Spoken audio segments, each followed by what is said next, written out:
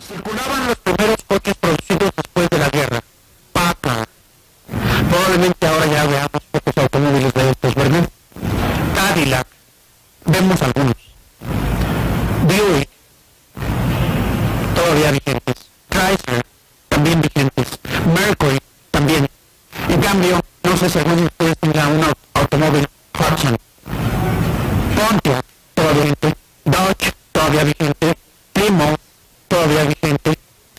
En cambio, ¿conocieron ustedes los automóviles de Soto? ¿Verdad? Y vamos a ver películas de Errol Flynn, Iron Power, a matinés con una de episodios completa. La invasión del mundo era mi predilecta. Más adelante se detallan preocupaciones de la gente mayor de aquel entonces, o sea, el año 1946, que continúan quitando el sueño, creo, a las gentes del 80. Cito. Los mayores se quejaban de la inflación, los cambios, el tránsito, la inmoralidad, el ruido, la delincuencia, el exceso de gente, la mendicidad, los extranjeros, la corrupción, el enriquecimiento sin límite de unos cuantos y la miseria de casi todos. Decían los periódicos, el mundo atraviesa por un momento angustioso. El espectro de la guerra final se proyecta en el horizonte. El símbolo sombrío de nuestro tiempo es el hongo atómico.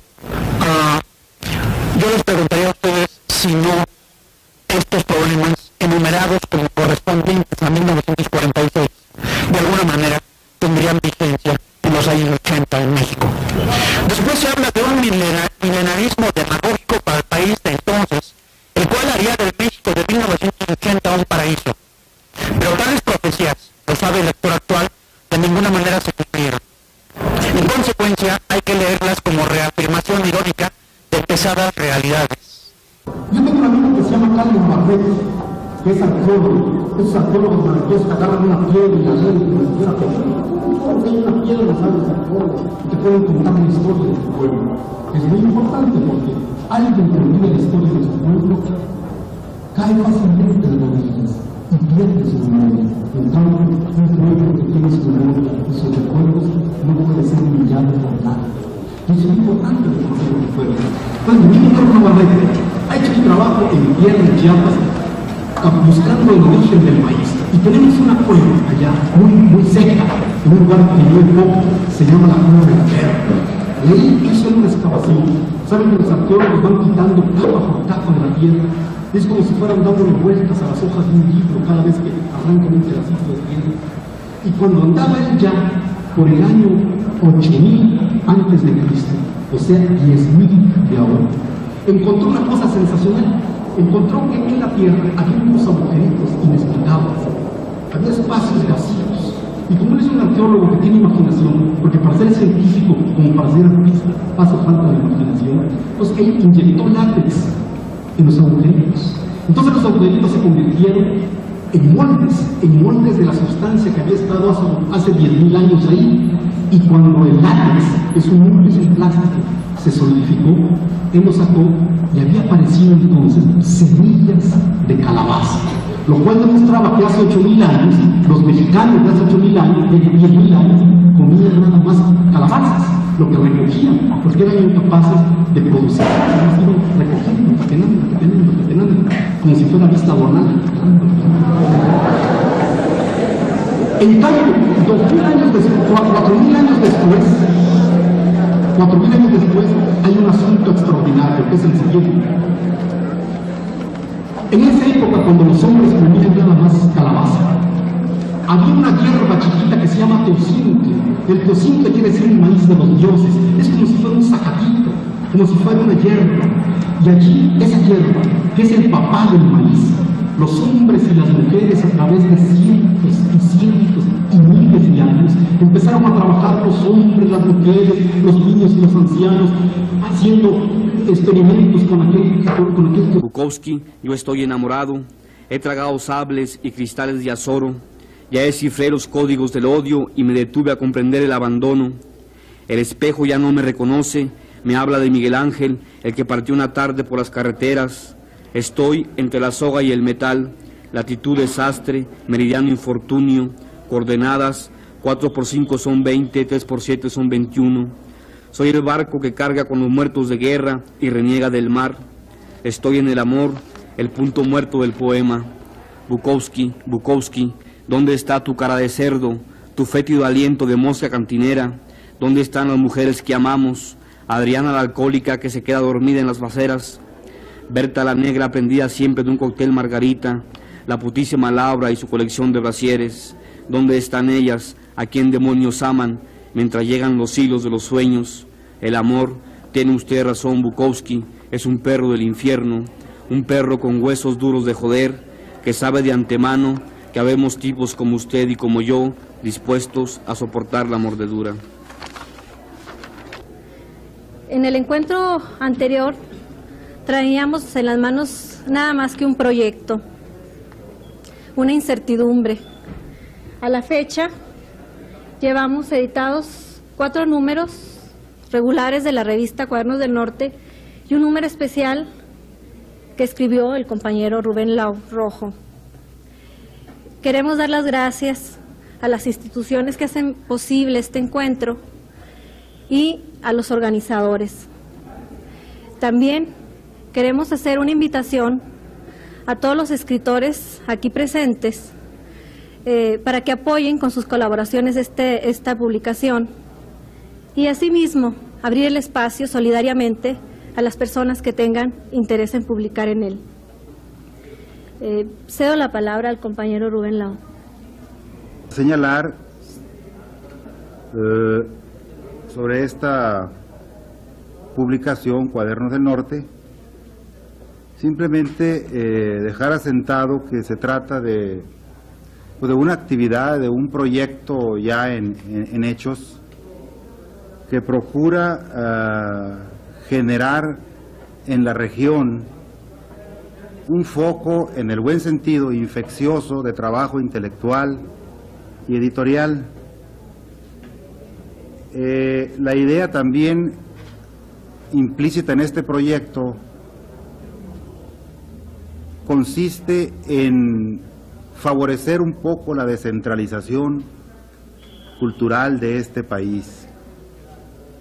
Tal parece que, así como muchos artistas a veces necesitan ir a Hollywood para triunfar y que aquí en el país no les hacen caso, parece ser también que a mucha gente que piensa, crea y hace cosas en las regiones, como que no los toman en cuenta o no les dan cierta estatura si no han publicado o en Plural o en Nexos o en el Fondo de Cultura Económica o qué sé yo, ¿no? Si no son amigos de las grandes vacas sagradas de este país.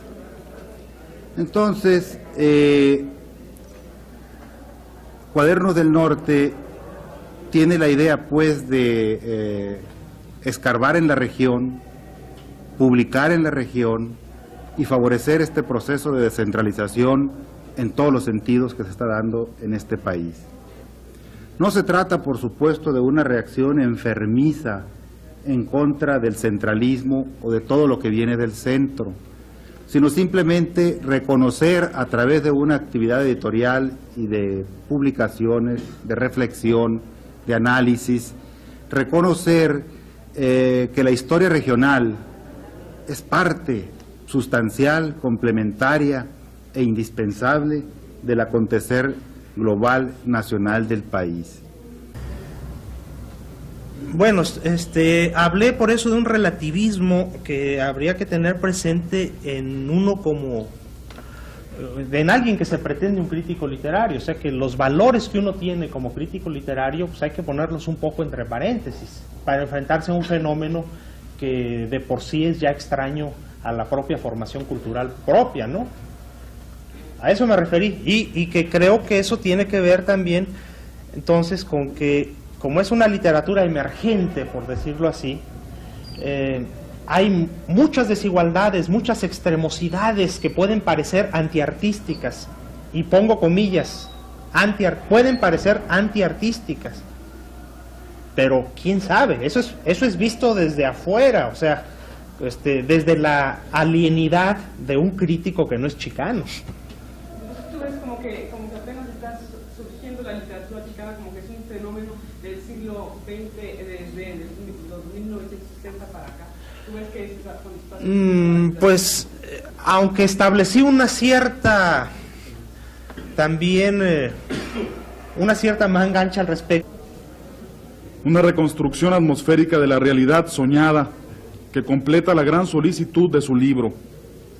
Apelar por una ruptura en los órdenes tradicionales del amor y la vida y una edificación sobre el territorio del norte imaginado, sobre los desiertos, el río, los saxofones, a favor de la ironía, la espontaneidad y la imaginación. Palabras para recordar una noche es la sección de los poemas de amor. Palabras con una propuesta erótica y desinhibida, un lenguaje directo en busca de la mujer que ha de poblar los áridos territorios del libro. El congal, señores, nos pertenece ahora. De esta sección se desprenden los personajes lúdicos, los entregados a la contemplación del caos y la nostalgia, los inservibles músicos y poetas, las putas, los homosexuales, ironía del lenguaje e insolencia verbal. Este lugar sin sur, un sueño entre la alta planicie del norte, un libro de presencias, de cuerpos, de ciudades, un libro como breve emancipación desde el lenguaje y para el lenguaje. Gracias, es todo. Fue el primer título de la serie que se inició con John Boldo y Clemente Editores, entre algunas instituciones del centro del país y esta casa editorial, para difundir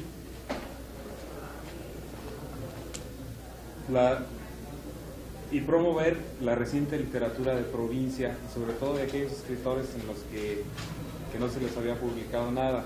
El segundo título fue Marcela y el Rey al fin juntos, de Luis Humberto Crossway, de Tijuana, y el tercero será uno de Eudoro Fonseca, y el cuarto de la serie es uno de Félix de Aguajare, y el quinto es de un escritor de Zacatecas que se llama Gonzalo Lizardo, que se llama De Azul Venerio.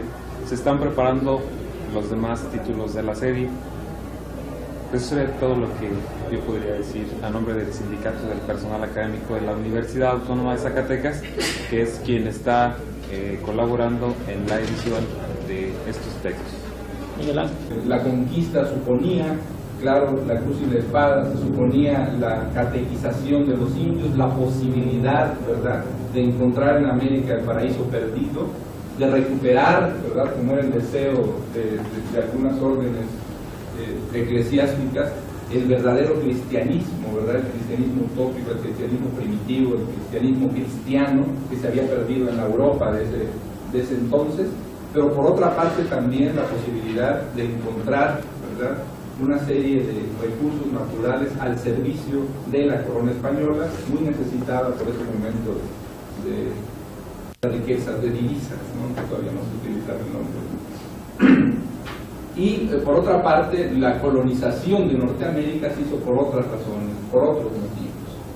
Tampoco podemos dejar a un lado el hecho de que en aquel entonces, ¿verdad?, en el siglo XVI, el imperio, ¿verdad?, de Occidente, el imperio más importante de Occidente eran los españoles. En este pequeño y precario marco de referencia, ¿verdad?, se inicia la conquista. Llegan los españoles a las costas mexicanas y se enfrentan con una cultura hecha, perfectamente establecida y completamente diferente a la europea. Es decir, los valores son completamente distintos, yo diría que en muchos casos definitivamente opuestos. Mucha gente, ¿no?, y muchos mexicanos nos avergonzamos de la facilidad, entre comillas, con que se realizó la conquista armada. Los españoles se jactan a veces, no sé, ¿verdad?, de la facilidad con que un pequeño grupo de españoles conquista un imperio tan grande. Entonces la epopeya sucede y la familia atraviesa toda la Sierra Madre a caballo para ir a los valles a fundar ese pueblo. Entonces el niño de 7 años ve en su padre una especie de héroe mítico, un gigante que todo lo puede, un hombre que lleva su decisión a cuestas sin saber, sin tener seguridad de nada, un ser protector que los lleva a lo desconocido, pero en el que confía de manera total. Entonces el niño, mientras está ocurriendo la travesía, va contando las historias que sus padres y sus abuelos les habían contado en la sierra. Entonces van a encontrar ustedes aquí historias de todo tipo.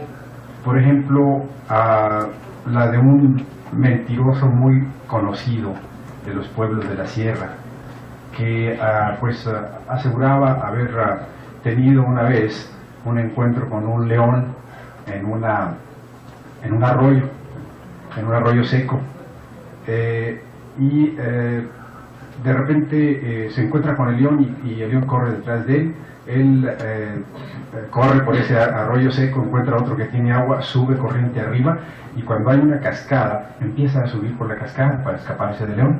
Pero para su espanto, cuando estaba arriba de la cascada, ve que el león empieza a subir la cascada también. Yo creo que no fue una búsqueda consciente, ¿no? Sino empezar a escribir poesía era una necesidad, hasta que llegó el momento de decidirse a hacerlo profesionalmente. Y para mí lo que ha significado es el mundo más pleno, más rico, el más entrañable y el que más experiencias profundas me ha dado. El resto de las actividades son más hacia afuera. El mundo de la literatura es más hacia adentro, aunque nos permite relacionarnos con los lectores, con ustedes, por ejemplo, que es maravilloso, pero ha significado una ampliación de la vida hacia adentro, un crecimiento hacia adentro. Finalmente, el destino de la literatura es la lectura, que llegue a ustedes, que llegue a los posibles lectores. Pero desde luego ha significado un enriquecimiento hacia adentro. Se habla. Creo que la rebeldía también se expresa, ¿no? en su forma, en sus gestos, en toda su gesticulación, en la manera de pararse, en la manera de conducirse o segregarse de todo lo establecido, de toda la sociedad, ¿no? Otra manera de rebelarse, aunque desde otro punto de vista, desde otro aspecto, es pues un tanto la violencia social, ¿verdad? Y un tanto también el consumo de alcohol de algunos pacientes. Pero esos ya son otros tipos de rebeldías, y claro que no se aplican a todos, pero sobre todo yo creo que la más productiva es la que se da en el lenguaje y la que se da en el arte, ¿no? En el arte o la artesanía, que significa escribir ciertos caracteres para destantear a la gente, ¿no? O sea, en los fracasos, cómo se le dan las formas a las letras y a los mismos diablos por acá, la quinta por allá.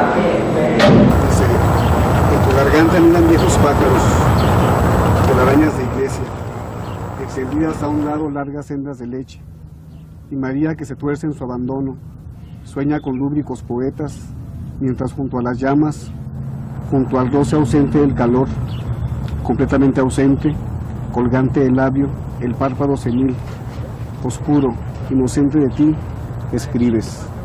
Acuérdate de Acapulco, ella entra en los territorios del deseo de aquellas noches. ¿Cómo llegar al conciliábulo y decir 4 palabras de alegría si viene uno de tanto anochecer, de tanto morir en estas calles, donde la gorra militar se hace sitio junto a las mejores galas de las vírgenes que han salido este día a lucir el mejor pecho, el más portentoso trasero que vuelve de la guerra de los besos, junto a los hijos de los policías y a los estudiantes que pasan añorando el Olán?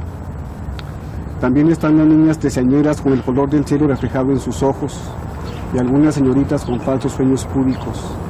decirme cómo arribar a las sombrías habitaciones de la vida, oh sufridos compañeros de viaje, oh procaces y desdeñados y cachondos amigos de cada día, cómo dar palabras de bienvenida al sufrimiento más atroz de soportar en una misma fecha el golpe de la verde armadura y la oración subliminal, con el golpe mayor, el otro, el duro chingadazo que nos inflige el Eros en medio del corazón del bajo.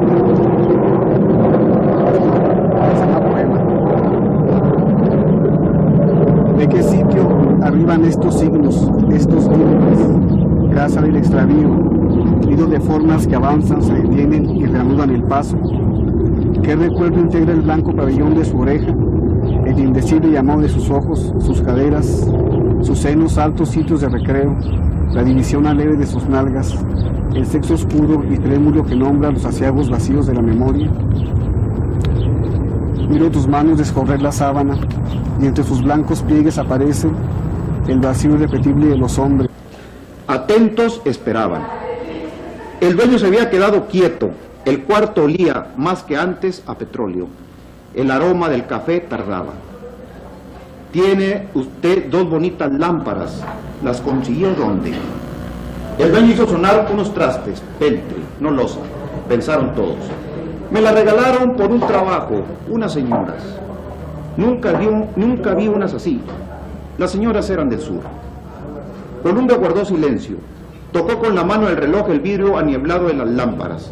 No estaba completamente liso, tenía poritos. Luego, los demás por turno lo imitaron. Entonces comenzó a bullir el café, sus olores. En la nariz le dio a Colunga idea que el café le habían revuelto demasiado garbanzo. El dueño lo apagó, con 2 pocillos en una mano y una jarra en la otra, se volvió. No hay más que 2 tazas. Las compartimos, amigo. Los pocillos fueron puestos en la tabla y el dueño sirvió el café. Tengo azúcar, pero no quisiera gastarla, es para la enferma. Tampoco eso se preocupe, no la acostumbramos. Humeaban los pocillos del lado de los 5 hombres. El dueño se calentaba ahora las manos en el vapor de la jarra. No veía a nadie, solo a sus manos, como un encantado. Por las mangas de la chamarra, también cortas, le asomaban las muñecas. Colunga tomó el pocillo, meneó el café, el traguito que le dio le quemó la lengua. Había que esperar a que el café se tibiara y el tiempo estaba corriendo. Miró al dueño. ¿El nombre de usted? Pablo. ¿Y el de la mujer? Maura. ¿Seguirá soñando? No sé. ¿Qué horas son? Casi las 10. El dueño les miró despacio, como al principio. Voy a ver. Abrió una puerta, pero Colunga lo detuvo. Si ella no ha despertado, cuando usted regrese, véngase acá con nosotros. Entre nosotros no se siente tanto el frío. El dueño acabó de entrar al cuarto de la enferma y cerró la puerta. Después se le oyó soterrando las palabras hasta volverlas susurro. Piso de suaves hierbas le tendía a la mujer para que sin daño pasara, como de unos brazos a otros brazos, de su sueño a la vigilia. Colunga agitó por segunda vez el café. El susurro sonaba a ratos a canción. Antes del presente libro. Se oye, no, eso es de televisión.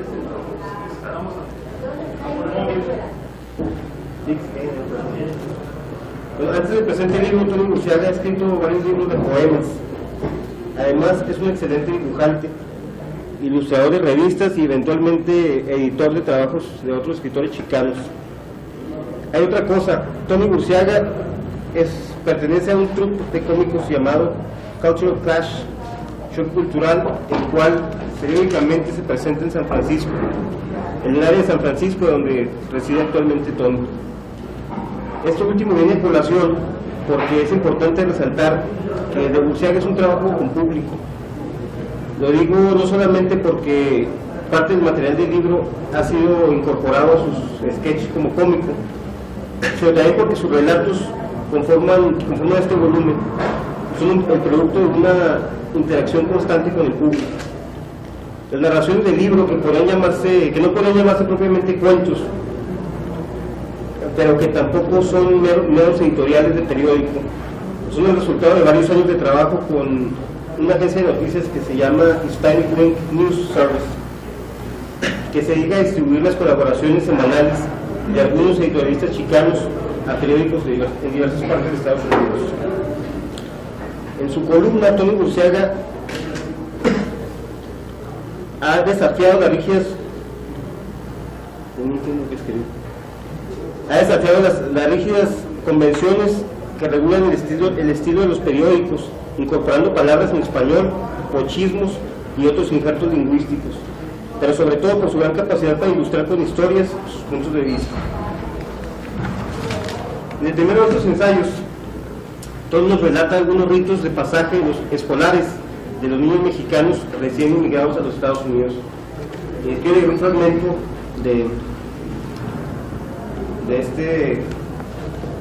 es una narración que se llama Mareo Escolar.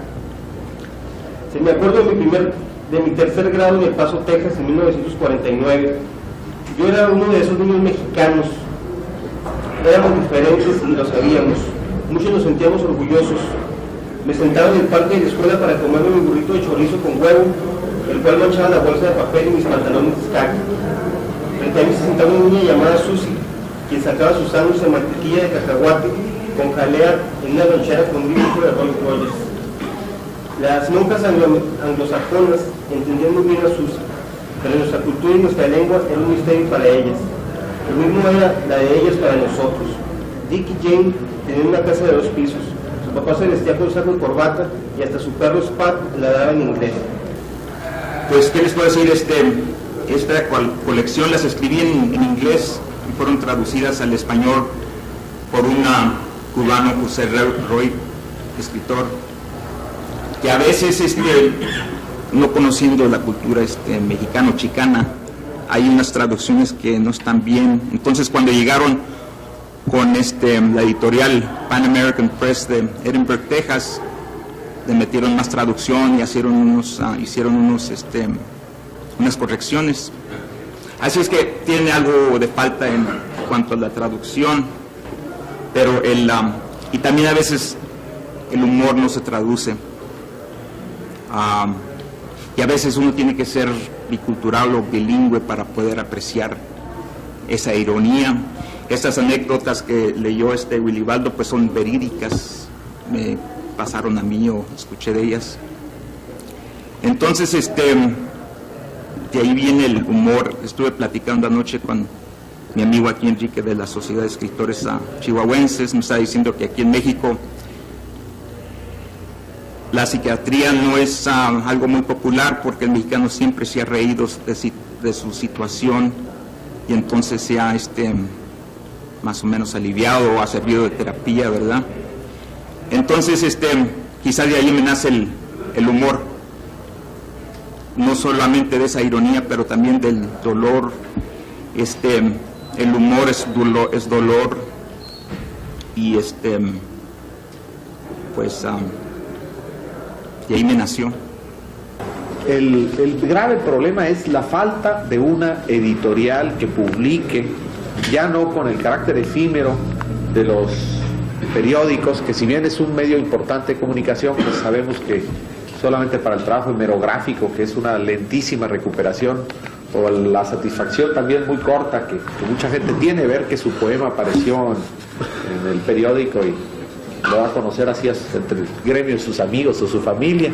Entonces, el problema de una editorial, de un centro de publicaciones que pudiera cubrir no solo el estado de Chihuahua, sino quizá los estados del norte, y digo esto porque las universidades, otras universidades hermanas en el norte tienen editoriales particulares, pero casi como que cubren únicamente las necesidades de la universidad.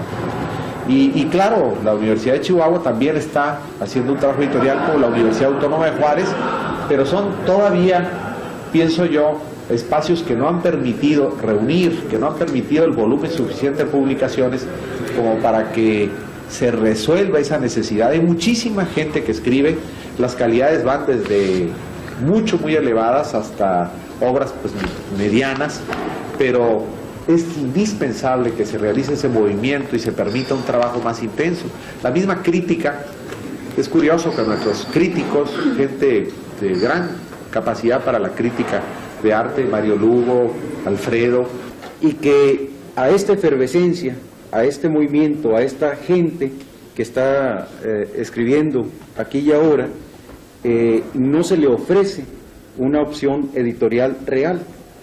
Es decir, existe una incongruencia entre la producción de los artistas norteños y el nulo interés por las instituciones oficiales cuya única razón de existir es esa, la de apoyar estas creaciones. Pues no se da aquí. Vasconcelos definía el norte como el lugar donde termina la cultura y empieza a oler a carne asada. Ahora la carne asada nada más huele en esas instituciones, ese olor se desprende de ahí, ¿verdad? Fuentes Mares también hablaba mucho de la anécdota que en cuanto oía la palabra cultura sacaban la pistola. Bueno, los más armados son los de las instituciones. Entonces es una situación también nacional, de ninguna manera regional, es nacional. Los autores estamos en completo estado de indefensión ante los editores y ante los liberos también, por qué no decirlo, ¿no? Pero básicamente ante los editores. Entonces hemos rumiado nuestra frustración desde anoche porque los famosos 3 libros nunca llegaron y nos estamos preguntando qué hacer, ¿no? En cierto sentido, lo que hacen con nosotros como que nos los merecemos porque no hacemos nada. Entonces estábamos pensando en tal vez reunirnos entre un grupo de autores y a inventar ese ser etéreo que no existe en este país, una profesión que existe en Argentina, en España, en Estados Unidos, en muchos otros países, y que en México no existe, que se llama el agente literario. El agente literario. Sube un poco